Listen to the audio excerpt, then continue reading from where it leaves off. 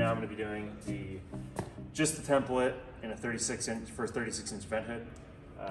We're going in a drywall right now just for this demonstration, but I would recommend going into wood studs. If you don't have wood studs, then you have to go into the drywall. We used 110-pound anchors with a 1/4 inch by 3 inch stainless steel bolt and a 1/4 inch washer to go around that to make sure it has a nice snug fit on the spacer template.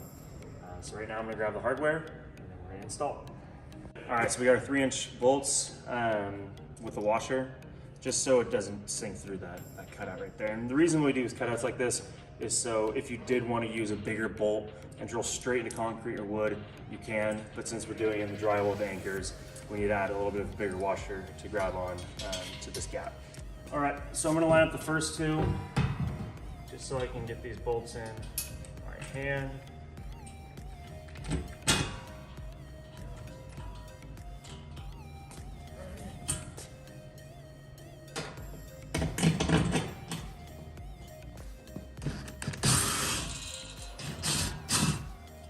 All right, so on the vent hood, it's gonna come with a ducting kit. This is to hook up to your ventilation off of the 2 blowers that are inside.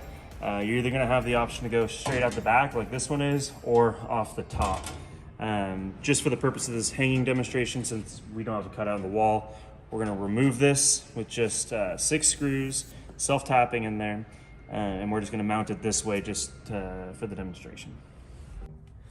All right, so once you get the vent duct cover removed, you can see their blowers right now are currently coming out the rear, but these can actually be flipped to come out the top as well if your ducting needs to go from the top of the vent hood and not the back of it. So we're gonna undo these self-tapping screws along the perimeter, and that'll free this panel up, and the blowers are actually connected to the panel, so we just flip it, put it up top, and we'll show you that in the next clip. All right, so once you have your screws removed from the perimeter holes, it really is simple. You just kind of tug this out, and then you'll notice that it's connected, but you can just flip it, place it like that, slide it in, line the holes up, you're good to go. So we're gonna throw the hood up there. Definitely use 2 people. You could use 1 person if you're extremely strong. I would recommend 2.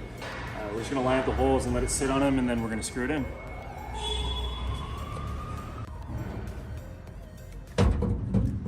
All right, everybody. So these bolts take a 1/2 inch hex nut.